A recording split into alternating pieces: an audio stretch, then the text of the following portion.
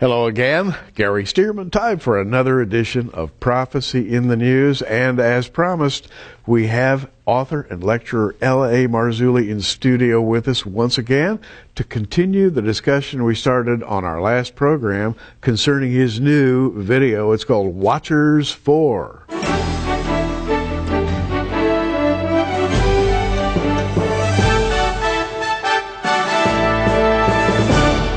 Well, L.A., welcome to Prophecy in the News. Always good to have you here. Great to be here, Gary. Thanks. And I want to talk for a moment before we continue the story we started on our last program. And those of you who watch Prophecy in the News, remember what it was. We're going to be talking about NDEs, near-death experiences, continuing a story that we started on the last program. Before that, I just want to talk a little bit about L.A.'s videos. They are very watchable. Production qualities are good. Mm-hmm. They carry you along. Absolutely. They're well edited. They're terrific. And we have to tip our hats here to my good friend and co-producer, Richard Shaw. Richard is the one behind the scenes that makes all these hours of interviews and puts them all together and weaves the story. And it's complex, and he's an amazing editor, amazing director. And so, these would not be what they are without the work of my good friend and partner, Richard Shaw. Indeed, and by the way, to Richard, I do enjoy the videos. I enjoy kind of watching how you put them together because good quality video editing is not an easy thing to do. No, it's not. Now, let's continue. We promised our viewers on our last program that we would continue a story that we started on the subject of the near-death experience. There have been a lot of books written on the near-death experience. A lot of people claim to have had it. There are skeptics, there are doubters, and so forth. But you have talked in this video to a couple of very, very convincing men. Well, Howard Storm was a man who, first of all, was an atheist. He was an art professor, and he's on this tour of different museums with a bunch of people in France. And he comes down with this medical issue, and he's hospitalized in an emergency room in France for 9 hours. He's not treated. A doctor doesn't see him. He's not given anything for pain medication. He's in the process literally of dying, and he knows it. And he's desperately trying to hold on to life. He's like clinging on. He knows if he blacks out or passes out, that's it. And the pain with each hour that passes increases more and more. And finally it gets to the point where he can't take it anymore. It's been 9 hours. Without even so much for social medicine, but that's another story. It gets, after 9 hours, he lets go, and he immediately blacks out. Well, much to his astonishment, he awakens in the hospital room, and he looks over, and he sees this man lying in the bed, and he realizes it's himself. He goes over to his wife and starts yelling at her to get her attention, right in her face, like 6 inches away, and she can't hear him. She doesn't see him, doesn't blink an eye. And he's not sure what's going on yet. He then goes over to his roommate and does the same thing to this man. Yells in his face, tries to get his attention, and no reaction at all. Well, about this time, he hears from the hallway, come on, Howard, we've been waiting for you for a while now, a long time. Come with us, quickly. So he figures they're going to take me to a doctor. And he goes, am I going to the surgeon now? Just come with us, Howard. Just come with us. And they begin to walk down this hallway of the hospital, what he thinks is the hospital. Very soon, those walls of the hospital give way. And at this point in time, there's about 6 to 8 people that are with him. And, but they're not dressed in hospital attire. They don't look like doctors and nurses. He's sort of taken aback by this, but he's not sure what's going on. And as he begins to walk, the corridor gets darker and darker and darker. And soon they are joined by other people. And at this point, he can't see past this dark, murky, gloomy, night-like place where he's in. But he thinks that there are hundreds of people now around him. And they walk for what seems like hours. And at this point, he's realizing that, I'm not in Kansas anymore. I'm not in the hospital. I don't know where I am, but this isn't good. And he's growing more afraid. And he wants to turn around and run, but run to where? And pretty soon, this entourage that's escorting him, they start making fun of him. And then when he's hit and then punched, and then more and more people do this, and they start heaping all this verbal abuse on him. And they begin to do things that he won't even speak about on camera. And he basically says, and we have this in the interview in Watchers 4, he basically says that it makes any sadomasochistic, things that we hear about look like a dog and pony show. Unspeakable acts were done to him. And he's laying in a heap of just this bloody mass on the floor of this place, naked, ashamed, terrified. And he goes, I got to get out of here. I got to do something. And at this point, he's going, well, maybe if I pray, maybe I should pray. But he hasn't prayed since he was a little kid, a little boy. And he's going, he's not even sure how to pray at this point. Well, he's thinking like, well, maybe. But you said at the beginning of this, he was a professing atheist. Completely, yeah. So he's like going back into childhood.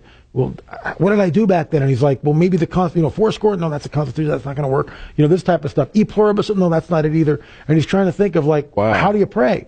And he finally hits on this. He's in Sunday school. He's like a little kid, like 6 years old. And he starts to sing in that dark, horrible place, Jesus loves me, this I know. Which, little 6 and 5 year olds, that's what they learn in Sunday school. Sure. And at the moment he starts to sing this, the entourage of these beings, start to swear and curse and blaspheme. He's horrible things, yelling things like, "There is no God. He won't help you. Just shut up, or we're going to make it worse for you." That type of stuff. It's unbelievable. But he keeps singing, "Jesus loves me. This I know," and all of a sudden, which is just an amazing part of the story, all of a sudden this light pierces the darkness, literally. This light appears overhead and pierces the darkness and shines on him. And this man comes down and takes him in his arms as Jesus and gathers Howard up from the floor and cleans him off and holds him. And as they're rising up out of this dark and horrible place, he's communicating to Howard. I've been waiting for you, Howard. I love you. And he's communicating how much he loves Howard. And Howard's going like, well, thinking to himself, well, I haven't loved you. In fact, I didn't even think you were real. And he spends hours with Jesus, talking, communicating with him, and asking him questions. Really? And we have some of this on video. And when he talks about this, he breaks down at this point in the video. And it's genuine. I mean, the emotion of it is so overwhelming, and he longs for that place because he was there. Remember, he left his body. He was dead, clinically dead at this point. And at some point after hours of this communicating and asking questions, and he asked a lot of questions, Jesus goes, well, it's time for you to go back now. And he says, I tried with every ounce of excuse and argument and polemic I could possibly think of, and all to no avail.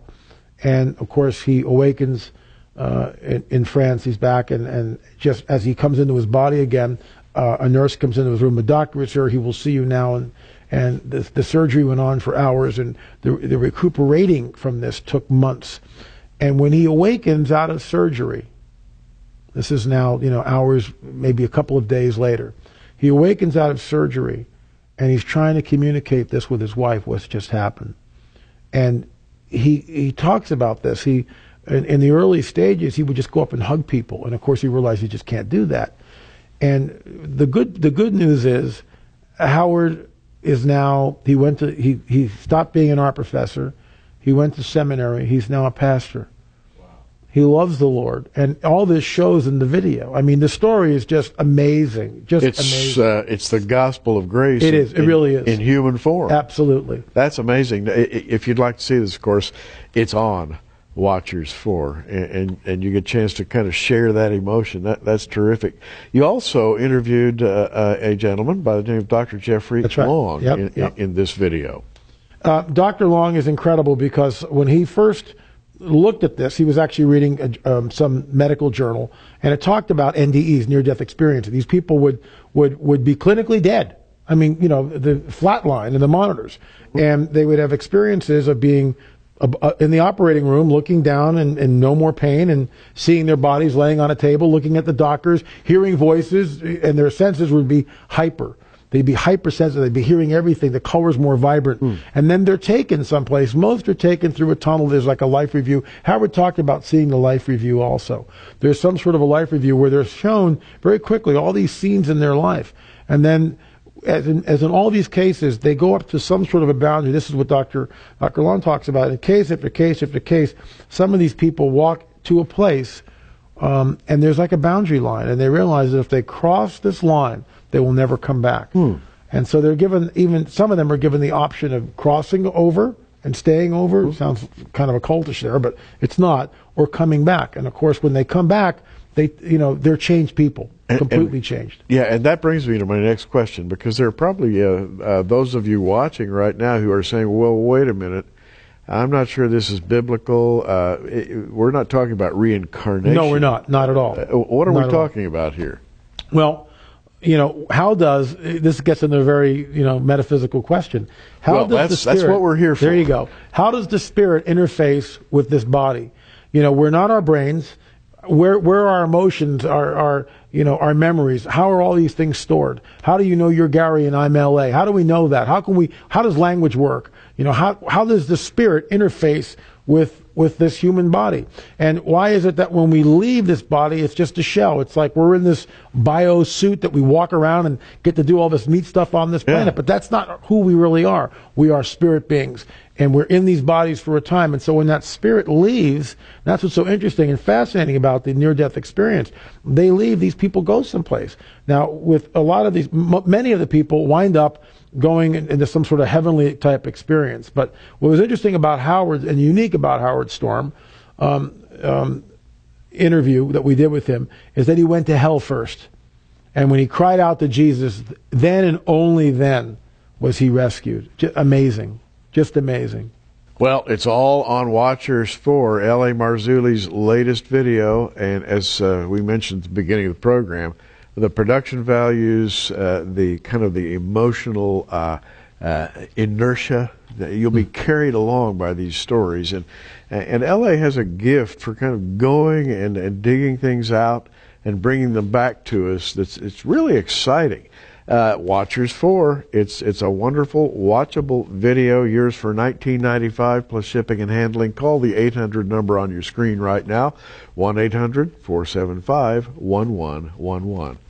And as always on Prophecy in the News, we offer you a little more. With Watchers-4, we offer you the opportunity to get Watchers 1, 2, and 3 if you don't have those.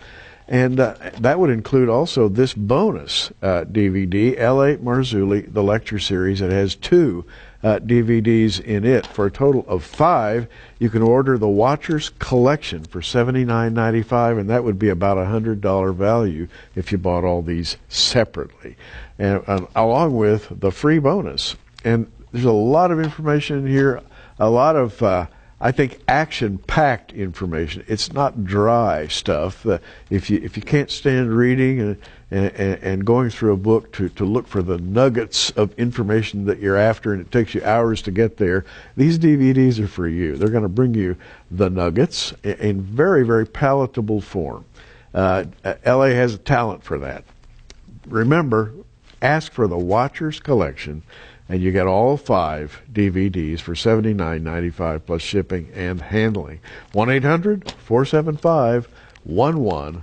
And now we're going to talk about a subject that L.A. has delved into in great depth and detail. It involves a man by the name of Dr. Roger Leir, and we're now getting over into the subject of UFOs, and don't worry, we're going to keep our feet on the ground. Literally. We've interviewed Dr. Roger Leir, who's a surgeon, a medical doctor, and we interview him in all 4 Watchers. And so it's an ongoing story. We call it the Dr. Roger Leir update, basically. And what's fascinating about this is Dr. Leir was a total skeptic when he was asked by a friend to go in and remove this object from a patient. And they didn't tell him what the object was. So when he's just about to go into the operating theater, well, what is this? And that's when the whole idea of abduction, and that this was some sort of an implant, and that's why this patient wanted removed, was then revealed to Dr. Roger Leir, who immediately did an about face and walked out of the room. His friend came over and sort of coerced him and coaxed him, well, just you're here, let's just do this thing. And so Leir's thinking that, it's probably just some, childhood accident that's in the patient, and he begins to perform the surgery. Lo and behold, he finds out very quickly that he's not in Kansas anymore, and there's some sort of secretion over the implant, which he can't cut with a scalpel. And this thing resisted being yanked out with a pair of forceps. What's amazing, and we actually show the operating theater in the Watchers in Watchers 2. We actually show that operating theater where the removal is happening. These people don't want notoriety. They're not looking, to come on Fox News or CNN or what. They're not interested. They just want these things out. They all tell the same tale, and this is what makes it unique, Gary. They tell this of high strangeness, this bizarre story of they are taken usually in the middle of the night. They look over and their spouses are asleep. They are levitated off the bed. They are floated through walls. Now, of course, this defies, our laws of physics. But we're dealing with non-human entities, which I believe are demonic and fallen angelic. And by the way, let's camp on that subject for just a moment, because I was about to ask, who are these people? There is a popular myth today. You read about it in all the science magazines and National Geographic and every place. You read about people speculating on life on other planets.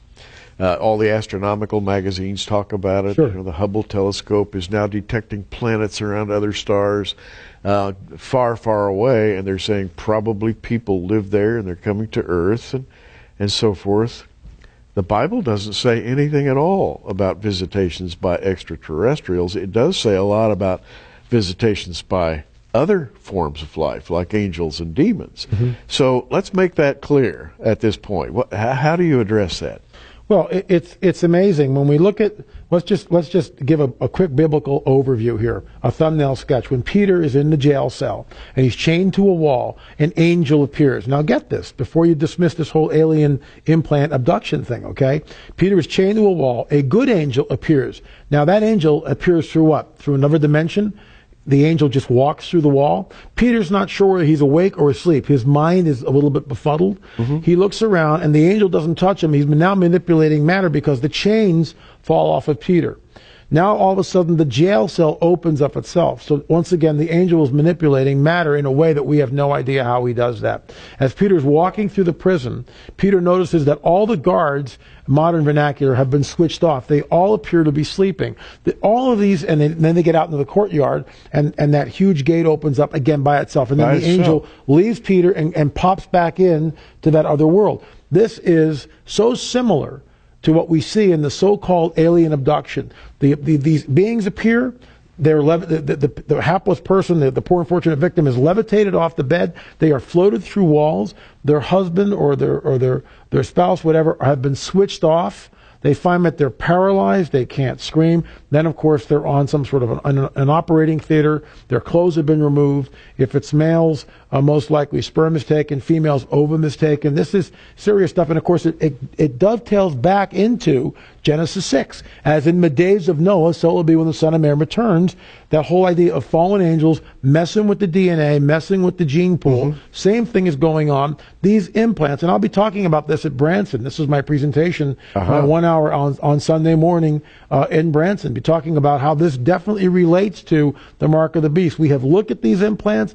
I've held them in my hand. They are extremely complex. We know that when they're removed or before they're removed, they seem to be running at 317 gigahertz, which we believe is a clock speed, which translates this thusly. And let me stop you right there and say, wow, what an explanation of who these people are. I think it's very, very well done, L.A., but clock speed, when you talk about clock speed, you're talking about something like a computer or maybe a radio transmitter. Yes, computer speed. So you're talking about computer speed in some kind of an information system. It's in a tiny, tiny little implant. And these have been actually messaged, or people have detected these signals. The signals are running at 317 gigahertz. The fastest computer we have on the planet is about 3.5 gigahertz. Dr. Lear calls them little machines, whatever they are. When asked that, do you believe that they're changing the DNA? And Dr. Lear says yes. He believes that somehow, even though he's not an expert on DNA, these machines are somehow changing the host's DNA. Wow. They are prototypes of something which is coming. Now we're on a very biblical subject, because this takes us back to Genesis 3:15, the seed of the serpent versus the seed of the woman. Yes. It's all about genetics, right? That's right. And so if Dr. Lear then can come along. And by the way, he's rather objective as he appears in the video. He's not making a case. He's just saying, this is what I observed. Mm-hmm. And what he's observing is that perhaps this little implant is way more than what it might be advertised to be. Maybe it's doing something. And maybe that something is genetic. Now, that's a biblical subject. It is. And when we look at the mark of the beast, and I talk about this in my books and in presentations, and it's a mind blower. The mark of the beast is not just buy, sell, or trade. That's criteria 1. Mark of the beast, you take this chip, you take this little implant, whatever this thing is, and you wind up in a lake of fire. Why is it that there's no grace and mercy at all just for taking this chip? We're looking at something which is really sort of hidden in the text. Criteria 3 is anyone who takes the mark, these grievous sores appear on their body. Criteria 4, which is not necessarily directly related to the mark, but it says very specifically, in those days, what days? The days of the mark, men and women will seek death and not find it. Men and women will seek death and not find it. That's not allegory. That's not hyperbole. I believe that that's fact. And again, it correlates back into the days of Noah, where it says it'll be like the days of Noah when the Son of Man returns. One of the differentiations of the days of Noah is the unbelievable idea that mankind lived between 500 and 900 years. What if they come back with this implant? What if the mark of the beast changes our genetics, changes our DNA? It will create a greater lifespan, let's say 500 years disease-free. But here's the deal. You take that chip, you become Nephilim. You become a modern hybrid. You're taking on the seed of the serpent, and that's why the judgment into the lake of fire. And that does go back to Genesis chapter 6, the fact that Noah and his family were saved because they were perfect in their generations. That is, they had not been genetically modified. That's right. So we have a perfect precedent for what we you're do, saying. Absolutely. You know, L.A., I'm sitting here listening to you and I'm thinking, wow, he has such a gift for compressing these large-scale messages down into what is a very dramatic presentation. And that's what you're going to see in Watchers 4, and lots more of it, by the way. Watchers 4, LA's fourth video, is yours for $19.95, plus shipping and handling if you call 1-800-475-1111. Ask for Watchers 4 by L.A.Marzulli. And if you'd like more, perhaps you haven't seen the first 3 DVDs. I have them right here, Watchers 1, 2, and 3. And if you'd like to see them all, kind of go back and pick it up from the beginning, go through 1, 2, 3, and then 4.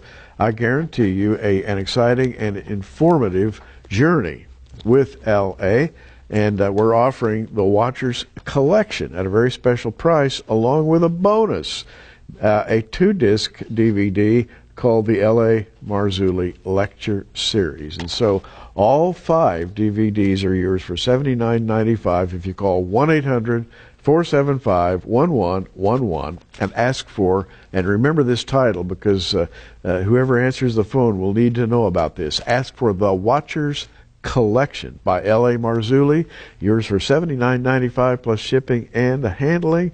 And that, by the way, would be about $100 value if you bought all the DVDs separately.